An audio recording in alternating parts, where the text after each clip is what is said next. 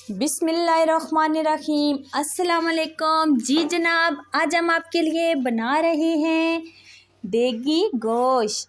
तो उसके लिए मैंने लिया है 5 केजी गोश्त लिया है। इसको हम डालेंगे एक देगचे के अंदर और हम इसमें डालेंगे दूसरी मिसाले जो हम उसमें ऐड करेंगे। टमाटर हमने 2 केजी लिए हैं, उसको हम कर देंगे मिक्स और साथ ही हम डाल देंगे उसके अंदर प्याज हमने 2 केजी प्याज लिए हैं। प्याज इसके अंदर हमने काट के ऐड कर लिए हैं।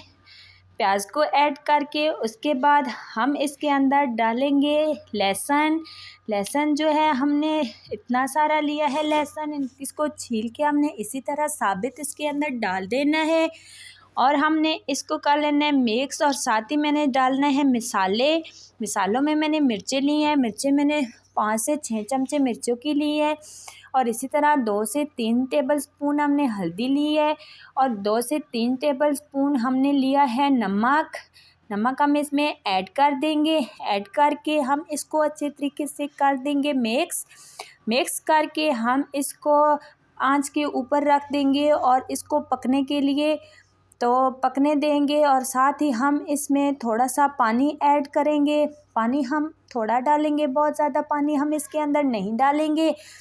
एक हमने देगची भर के इसके अंदर पानी डालना है ताकि हमारे जो है गोश्त जो है वो अच्छे तरीके से मिक्स हो जाए, अच्छे तरीके से गल जाए, बहुत ज़्यादा गल ना जाए, बहुत ज़्यादा ना गले। हमने थोड़ा सा पानी डालना है। तो ये हमने डाल दिया पानी। तो अभी ये देखिए हमारा जो है वो गोश्त गल रहा है। तो अच्छे तरीके से हम इसको गालेंगे।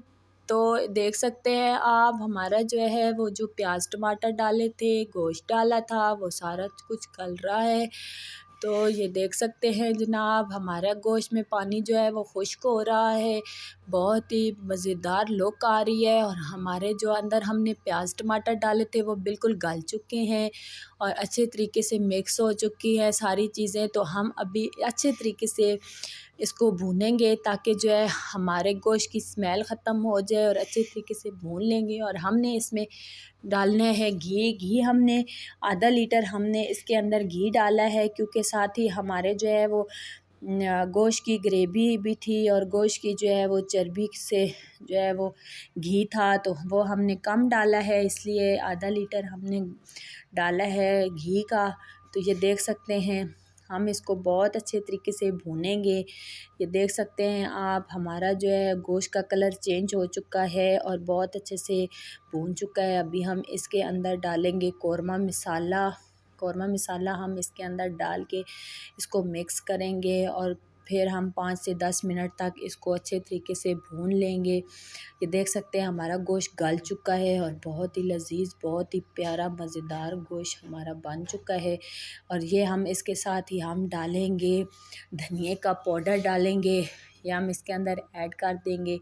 हमने पहले नहीं किया ऐड क्योंकि हमारा मसाला काला हो जाएगा, तो इसलिए हम अभी इसके अंदर ऐड कर ले हैं। तो इसको हम आहिस्ता आहिस्ता भून लेंगे। तो भून के हम अच्छे तरीके से फिर हम इसके अंदर ऐड करेंगे आलू को हमने 3 से 4 केजी आलू लिए हैं। 5 किलो हमारा गोश्त था तो हमने 3 केजी आलू लिए हैं। आलू को हमने अच्छे तरीके से धो के साफ़ कर लिया है। तो अभी हम इसके अंदर ऐड करेंगे आलू को हम कर लेंगे मिक्स करके हम 2 से 3 मिनट के लिए इसको अच्छे तरीके से भूनेंगे। भून के फिर हम इसको जो है ये देखिए कितनी प्यारी लुक आ रही है हमारे आलूओं की, बहुत ही मज़ेदार। ये हमारे आलू जो है वो भूनते भूनते हमारे आलू जो है वो गल चुके हैं। अभी हम इसके अंदर डालेंगे सब्ज़ मिर्चें ऐड करेंगे इसमें। तो ये देखिए कितनी प्यारी लुक आ रही है हमारे गोश्त की, बहुत मज़ेदार जो है वो खुशबू आ रही है। हमारे जो है वो देगी गोश्त तैयार हो चुका है। तो अभी हम इसके अंदर ऐड करेंगे पानी हम ऐड करके हमने लगा देना है इसको और शोरा लगाना है। तो ये देखिए हमारा जो है वो शोरबा जो है वो हमने लगा दिया है और हमारा गोश्त जो है तैयार हो चुका है। तो उम्मीद करती हूँ आपको ये मेरी वीडियो पसंद आएगी। पसंद आए तो वीडियो को लाइक कीजिएगा, शेयर कीजिएगा, सब्सक्राइब कीजिएगा ताकि हर आने वाली वीडियो आप तक पहुँच सके। और कमेंट्स में मुझे ज़रूर बताइएगा कि आपको ये मेरी वीडियो कैसी लगी। बहुत ही मज़ेदार, बहुत ही लजीज, बहुत ही यूनिक तरीका आलू देगी गोश्त। ओके जी।